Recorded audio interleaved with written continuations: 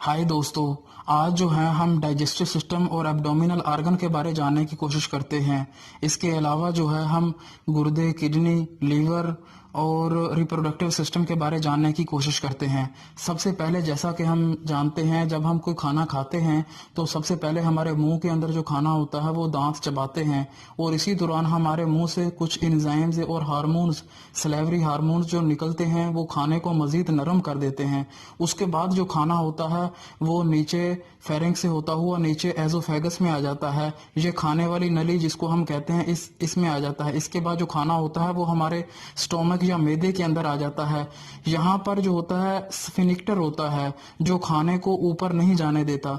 मैदे में खाना रहता है। मैदे में खाना अच्छी तरीके से जो होता है वो नरम होता है, क्योंकि मैदे के अंदर बहुत सारा एसिड और जो होता है एंजाइम्स निकलते हैं जो खाने को मजीद जो है वो नरम कर देते हैं। उसके बाद जो खाना होता है वो छोटी आंत में आ जाता है। जैसा कि हम जानते हैं छोटी आंत की 3 हिस्से होते हैं, ड्यूडेनियम, जुजेनियम और इलियम। ये सारी जो नजर आ रही है ये छोटी आंत है। और छोटी आंत जो होता है इसका जो मेन काम होता है खाने को जो होता है ये हजम करती है। उसके बाद खाने में से जो अहम न्यूट्रिएंट्स होते हैं उनको अब्जॉर्व कर लेती है, जैसे प्रोटीन, कार्बोहाइड्रेट्स और फैट वगैरह को अब्जॉर्व कर लेती है। इसी दौरान जो हमारा जो लीवर या जिगर है वो बहुत अहम किरदार अदा करता है। लीवर या जिगर से जो होता है वो बाइल निकलती है और कुछ प्रोटीन बनाता है जो छोटी आंत में आकर खाने को मजीद जो होता है वो नरम कर देती है। और इसी दौरान जो पैंक्रियाज है ये भी बहुत सारे इंजाइम्स जो होता है वो रिलीज करता है, जिसकी वजह से जो होता है खाने को हजम करते हैं और खाने को जिससे खाना जो होता है वो हजम होता है और खाना मजीद जो होता है अब्जॉर्व इजी से हो जाता है। इसके बाद जो होता है वो खाना बड़ी आंत में चला जाता है।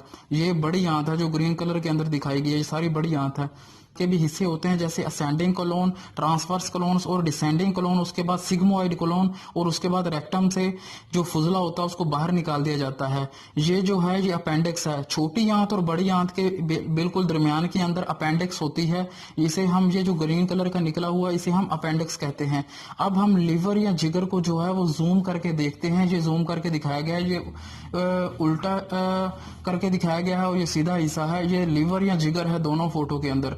जैसा कि हम जानते हैं लीवर या जिगर के 2 हिस्से होते हैं और लीवर या जिगर जो होता है ये हमारे जिस्म के अंदर बहुत ज्यादा अहम किरदार अदा करता है। सबसे पहले तो अगर हम जाने लीवर या जिगर जो है ये कुछ एंजाइम्स और कुछ जो होता है ये बाइल बनाता है जो खाने को हजम करती है। यहाँ से बाइल बनती है। ये जो ग्रीन कलर का नजर आ रहा है ये गाल ब्लेडर है। इसके अंदर बाइल आके स्टोर हो जाती है और यहाँ से जब हम जरूरत होती है तो बाइल निकल के छोटी आंत में चली जाती है और खाने को जो है वो हजम कर देती है।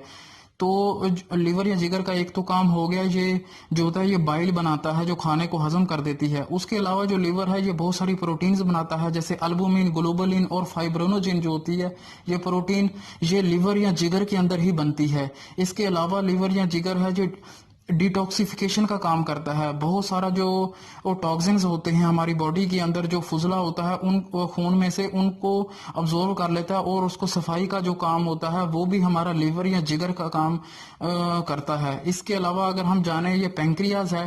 पैंक्रियाज जैसे कि हम जानते हैं एक तो खाने को हजम करने के लिए बहुत सारे एंजाइम्स रिलीज करता है। उसके अलावा हमारे जिस्म के अंदर जो शुगर है, डायबिटीज है, उसको कंट्रोल करने का काम भी पैंक्रियाज है, क्योंकि ये इंसुलिन जो होता है वो बनाता है और रिलीज करता है।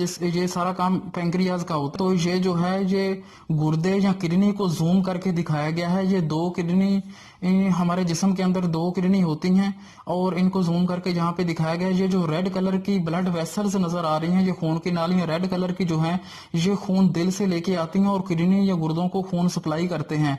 और ये जो ब्लू कलर की नजर आ रही हैं इसे हम वेन्स कहते हैं। ये जो खून किडनी या गुर्दों से निकलता है वापस लेकर दिल की तरफ जाते हैं। जो डीऑक्सीजनेटेड खून होता है जो वेन जो होती है ये वापस लेके चली जाती है। हमारी जो किडनी या गुर्दे का जो मेन काम होता है वो फिल्ट्रेशन का काम होता है, यानी कि हमारे जिस्म के अंदर जो जैसे अमोनिया, यूरिया और यूरिक एसिड और दूसरे जो टॉक्सिन्स होते हैं उनको फिल्टर करने का काम जो होता है वो हमारी किडनी या गुर्दे करते हैं। یہ کڈنی یا گردے کے اندر یہ آپ کو چھوٹے چھوٹے نظر آ رہے ہوں گے، یہ ملین کی تعداد کے اندر جو ہوتا ہے اس کے اندر نیفرونز ہوتے ہیں جو یہ فلٹریشن کا کام کرتا ہے. ہر کڈنی کے اندر ملین کی تعداد کے اندر نیفرون ہوتے ہیں جو فلٹریشن کا کام کرتے ہیں. جب ایک ٹاکسنز اور فلٹریشن ہو جاتا ہے تو پیشاب یا یورین بن جاتا ہے تو وہ یوریٹر میں آ جاتا ہے. یہ دو یوریٹر جو ہیں یہ کڈنی سے باہر نکلتے ہیں. اس کے بعد یہ یوریٹر جو ہوتے ہیں ایک پاؤچ یا یورینری بلیڈر کے اندر آ کے جو پیشاب یا یورین ہوتا ہے وہ سٹور ہو جاتا ہے یہاں پہ آ کے. جب یہ یورینری بلیڈر جو ہوتا ہے یہ فل اپ ہو جاتا ہے، بھر جاتا ہے، تو ہم پیشاب کر کے اس کو باہر نکال دیتے ہیں. یہ جو ہے یہ پروسٹیٹ گلینڈ ہے اور یہ یوریتھرا ہے. سمجھنے کی کوشش کریں، یہ کڈنی ہے، کڈنی کے بعد دو یوریٹر نکلتے ہیں، اس کے بعد یورینری بلیڈر ہے، اس کے بعد یوریتھرے کے ذریعے پیشاب کو باہر نکال دیا جاتا ہے.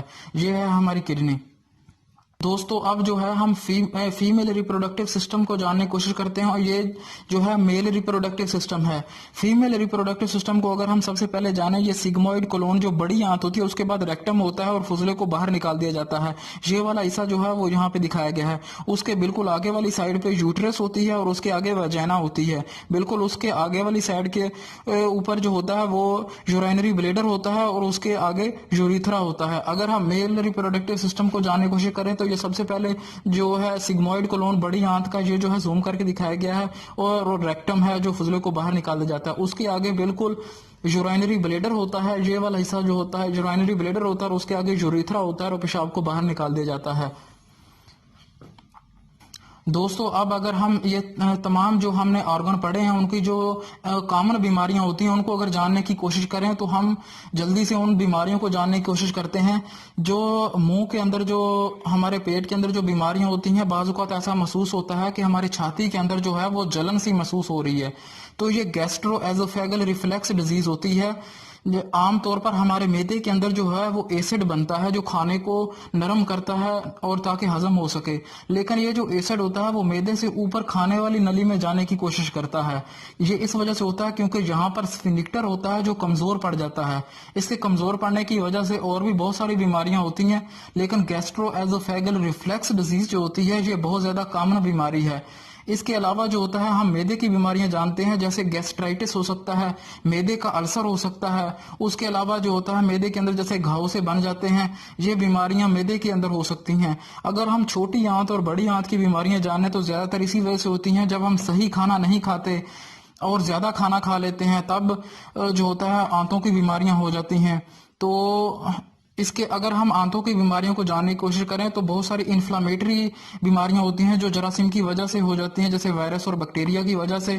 تو اگر ہم انفلامیٹری باؤل ڈیزیز کہیں تو اس کی دو قسمیں ہوتی ہیں، جیسے السریٹو کولائٹس اور کراؤن ڈیزیز. یہ دو بیماریاں انفلامیٹری ہیں. اس کے بعد جو سب سے زیادہ کامن بیماری ہمارے ہاں پائی جاتی ہے وہ جو ہے اریٹیبل باؤل سنڈروم ہے، جو بڑی آنت کی بیماری ہے.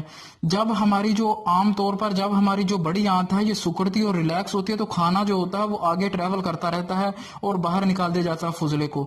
لیکن یہ اریٹیبل باؤل سنڈروم میں سٹریس یا ٹینشن لینے کی وجہ سے یہ بڑی آنت صحیح سے کام نہیں کر پاتی، جس کی وجہ سے ہمیں کانسٹیپیشن، قبض اور ڈائریا جو ہوتا ہے وہ ہو جاتا ہے. یہ اریٹیبل باؤل سنڈروم ہے.